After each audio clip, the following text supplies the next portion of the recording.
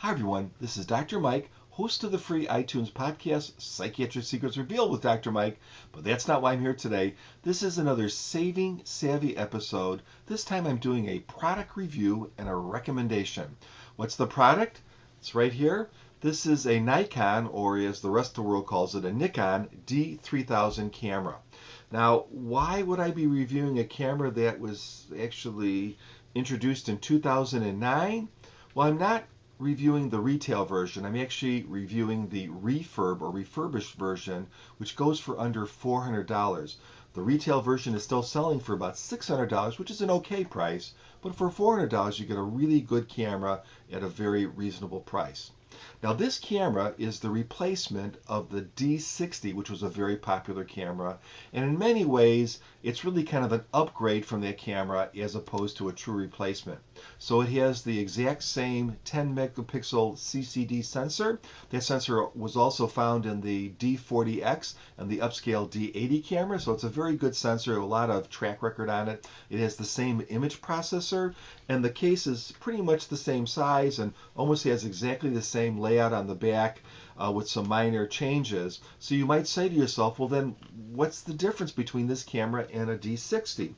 Well, there's some minor differences, but there's three major improvements. The first is the display in the back is now 3 inches. I think the D60 had a 2.5 or 2.7 inch display. The pixel count's the same on the back end though, so the image isn't any crisper, but it's quite usable. Not quite the same level as the upscale image in like a D90 or a D7000 or something like that, but very usable. The other increase or actually improvement is this camera now has what's called a guide mode. What's a guide mode? Well, let's see if I can switch it on. Yeah, you probably can't see it very well. Probably not real well. Okay, but it's basically a little textbook inside your camera. So let's say you're out in the field and you say, gee, I really want to freeze this action, or I want to blur this background, or how do I delete pictures or whatever. Well, the guide mode can walk you through that and tell you how to do that. And you know, a lot of professional reviewers have said, well, what's the big deal? Your manual tells you that too. The difference is the guide mode is with you. So if you're a photographer like me, that you read the manual, but then you're not quite sure when you're out there in the field, well, do I do this or I do that? The guide mode can tell you, and it really can teach you. Do it enough times, you probably won't need the guide mode, but it's a big help. So you have those two features, but the main difference between this camera and the D60 is that this camera has 11 autofocus points where the D60 only had 3.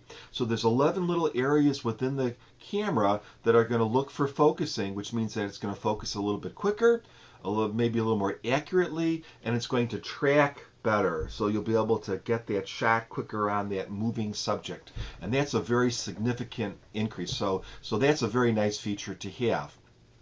Well, of course, this is an entry-level camera, which means that it doesn't have all of the features that a more expensive camera would have. Otherwise, you wouldn't buy the more expensive camera, right?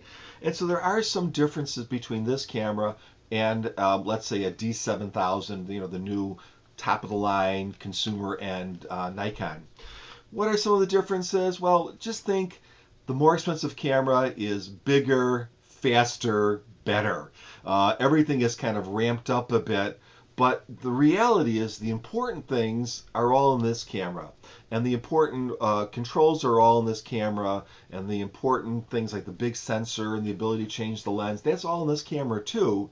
But there are some differences. So if you're an avid photographer, an enthusiast, you'll probably want a better camera because this will lack these features. What are some of those? Well, the body on this camera is smaller and it's made out of a high impact plastic as opposed to metal, which is some of the more expensive cameras have. The back end is very simple. You don't have tons and tons of buttons and knobs and things. Now that's going to be less intimidating for the new user, but a lot of times enthusiasts want all those buttons because they want to change things rapidly. Now, pretty much all of those functions are available in the menu system, but it's going to require a few more clicks and things like that to get to them. Again, no problem for someone like me, but if you're a really good photographer, you might find that difficult.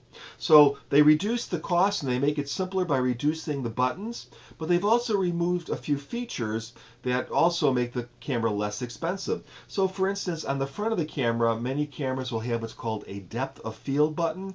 Kind of lets you know if everything's in the right, if everything is in focus through your viewfinder. Most people don't even know what that button is. Most people don't even use that button. But if you're a person that does use that button, there isn't one on this camera. In addition, the lower end Nikons do not have an autofocus motor built into the camera. So you have to buy lenses if you want to use the autofocus function that actually have the little motor built in the lens itself. And they usually say like AF with an S. The S means that it has that autofocus motor built into it. It's going to work just fine. Now, can you use an older lens? Absolutely. In fact, I have a lens right here. This is a 50mm Nikon lens. Does not have the autofocus motor built into it. In fact, I'm going to show you a bunch of pictures, some of them that were actually used or taken with this lens, but you have to manually focus them, which isn't really that hard because you can turn on a feature in this camera that just kind of, you focus and this little line goes blip and it tells you when it's in focus and you take the picture. So it's not a very difficult thing to do, but that's another way that they saved some money.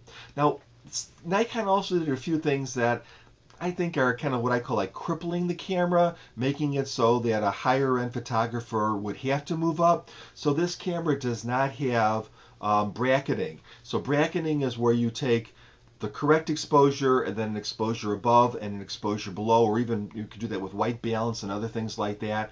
And enthusiasts like to do that because they can do things with those different types of images. This camera does not have that. There are manual ways to do that, but they're kind of a pain. So what are you going to do? And they also strip down some of their other features. But what it does have, it has a lot of in-processing abilities. So once you take that picture, you can crop it, you can correct red eye, you could turn it into a black and white or a sepia or other types of pictures. You can do little effects like a softening effect or a toy camera effect, and that's all built in here and it's pretty good. Of course, as a DSLR, this will take raw format pictures. But the problem is that if you want to take raw format plus JPEGs, which is what most of these cameras will allow, it will only take the low-end basic JPEG image. Again, a little bit of a crippling sort of a thing that might make a more enthusiastic photographer move up a level or two. So things that are fairly minor, things that aren't going to affect the image quality a lot. In fact, I bet if you looked at an 8x10 of my cat taken with this camera versus D7000, you're not going to see much difference at all. Now, if we had some very abnormal light situation, if I had to really push up the ISO, in other words, the film speed of the camera, if I was taking it in very difficult conditions, of course, the D7000 would outshine this camera. But for most things that people are going to use, this camera is going to do everything exceptionally well and take exceptionally good photographs. In fact, the Nikon website says you can blow up the photographs up to 20 to 30 inches. So, that's like, yeah, who has a picture that big? So it's going to serve most people well. Now, you might ask, are there other refurbs out there that you could get that are similarly priced? And actually, Canon has one. I think it's the XS camera, also a 10 megapixel camera. That sells as a refurb for around the same price. That camera offers the advantage of having live view, which may be important to you, but it has a smaller display and it has less autofocus points. So you kind of trade one thing for another thing. You have to see what's right for you. So am I recommending this camera? I really am. I had a lot of fun. I've been using it for the last couple of weeks, taking a lot of different pictures, just kind of having fun with just a new toy kind of a thing. And I found it very satisfying, very easy to use, very comforting that and I've been taking pictures forever, but comforting is to kind of look and say, okay, this is how I do it. And I think I've actually learned a thing or two by using this camera because it's less intimidating than some of the fancier cameras that I have. So a recommendation for me on the D3000, a little bit older, but that doesn't mean it's not a great camera. And anyways, I would say if you have some time, give my podcast a listen, Psychiatric Secrets Revealed, with Dr. Mike. It's free on iTunes, and you can get it through other channels too. Put a lot of work into it, very different topic, but because I put so much work into it and I think it's a good product, I hope you maybe get a moment and give a listen to one of the shows or so. So have a great day.